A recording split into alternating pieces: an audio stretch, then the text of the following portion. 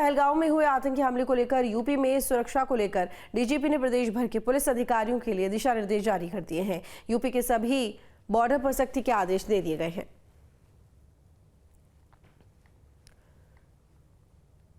तो पहलगाम में हुए आतंकी रेड्स भी होती हैं कि कौन कौन आए थे।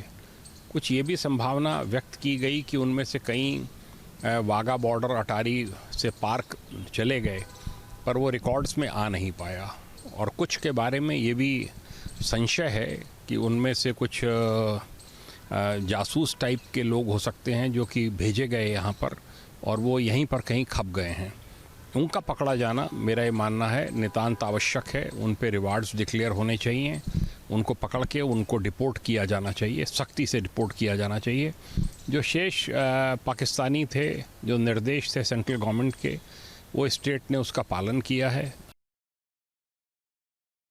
देखिए, पाकिस्तान से जो लोग विभिन्न प्रकार के वीज़ा से हिंदुस्तान में आए थे, हिंदुस्तान के सभी राज्यों को अलर्ट किया गया है कि उनको बाहर निकालने की व्यवस्था की जाए। क्योंकि भारत सरकार ने एक कदम उठाया है पहलगाम घटना के पश्चात कि कोई भी पाकिस्तानी नागरिक किसी भी प्रकार की वीज़ा से आया उसको वापस भेजा जाए। उत्तर प्रदेश में भी लगभग सभी पाकिस्तानी नागरिकों को भेजा जा चुका है। यदि कोई बचे हैं, छिपे हैं, तो उनको भी खोज के उनके वापस उनके देश भेजने का काम उत्तर प्रदेश की पुलिस भारत सरकार के माध्यम से करेगी। कि हम जितने भी पाकिस्तानी नागरिक, चाहे वो शॉर्ट टर्म वीज़ा पे हों, लॉन्ग टर्म वीज़ा पे, सबको हमारे देश से तुरंत भेजा जाना चाहिए। और सिर्फ इससे भी काम पूरा नहीं होगा। आज हमारे देश की 140 करोड़ जो जनता है वो एक निर्णायक लड़ाई चाहती है। वो हमारे देश के ऊपर जो कायराना हमला किया गया है, हमारे देश के मासूम नागरिकों को जिस प्रकार से पाकिस्तान के द्वारा शहीद किया गया है, उसका एक मजबूत बदला चाहती है। आज सरकार को ये दिखाना होगा कि वो किस प्रकार से हमारे देश की जनता की जो महत्वाकांक्षाएं हैं, हमारे देश की जनता की जो भावना है, उसके साथ खड़ी है।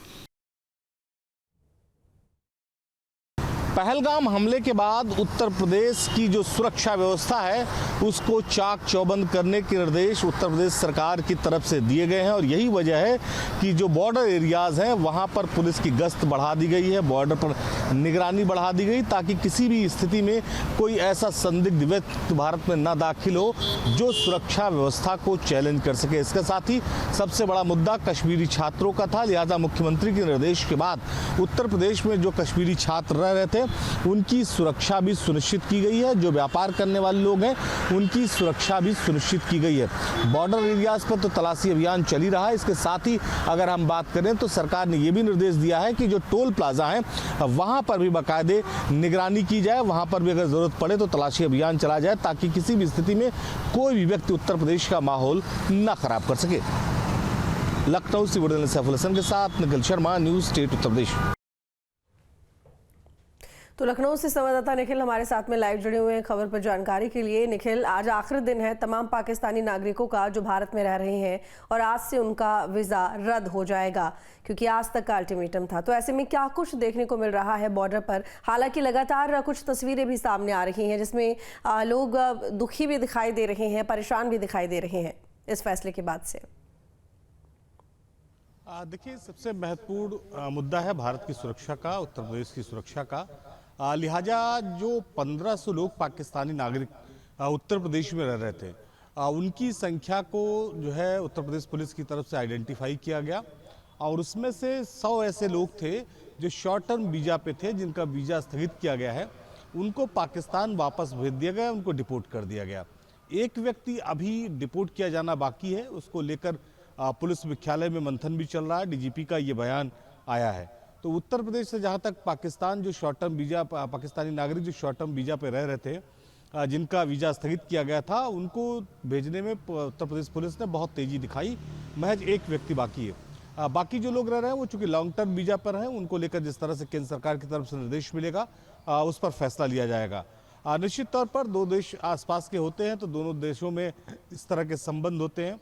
बहुत सारे जो उत्तर प्रदेश के लोग हैं उनकी शादियां पाकिस्तान में हुई हैं, पाकिस्तान के लोगों की उत्तर प्रदेश में हुई हैं। लेकिन जब दो देशों के बीच में इस तरह के तनाव होते हैं तो इस तरह की स्थिति होती है। इस तरह की तस्वीरें इसलिए कुछ दिखाई पड़ी।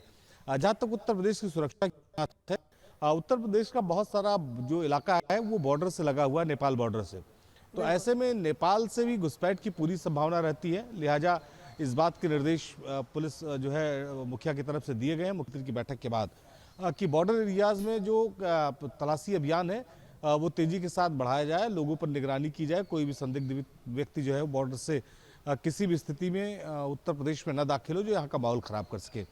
अगर अंदर की बात करें तो दो महत्वपूर्ण निर्णय लिए गए थे मुख्यमंत्री के निर्देश के बाद। पहला, कश्मीरी छात्र और कश्मीरी व्यापारी, बहुत सारे लोग कश्मीर से व्यापार करने उत्तर प्रदेश में आते हैं, खासकर के दिनों आपने देखा होगा ड्राई फ्रूट बेचने वाले जो है बहुत सारे कश्मीरी आते हैं, तो उनकी सुरक्षा के साथ किसी तरह का खिलवाड़ ना हो, ये भी जिम्मेदारी पुलिस की है। छात्रों की भी सुरक्षा की जिम्मेदारी पुलिस की है, व्यापारियों की छात्रों की भी सुरक्षा की जिम्मेदारी पुलिस की है। तीसरा महत्वपूर्ण कि शहर में जो रेलवे है, स्टेशन है, जो बस अड्डे हैं प्रदेश में, उन पर कड़ी निगरानी रखी जाए, समय समय पर वहाँ पर भी चेकिंग की जाए। इसके साथ ही जो टोल प्लाजा है, ट्रेन रूट को तो लगातार देखा ही जा रहा है, हवाई यातायात पर तो कड़ी निगरानी रहती है, ऐसे में सड़क यातायात पर भी निगरानी बरती जाए। टोल प्लाजा के पास वाहनों में चेकिंग की जाए ताकि कोई संदिग्ध व्यक्ति अगर हो तो उसे पकड़ा जा सके। तो मुख्यमंत्री के निर्देश के बाद उत्तर प्रदेश में सुरक्षा व्यवस्था की बात अगर हम करें पहलगाम हमले के बाद, तो वो काफ़ी चाक चौबंद है। लगातार इस तरह की तस्वीरें भी आ रही हैं कि जो पुलिस है वो मुस्तैद है। जी, बहुत शुक्रिया निखिल आपका तमाम जानकारी के लिए।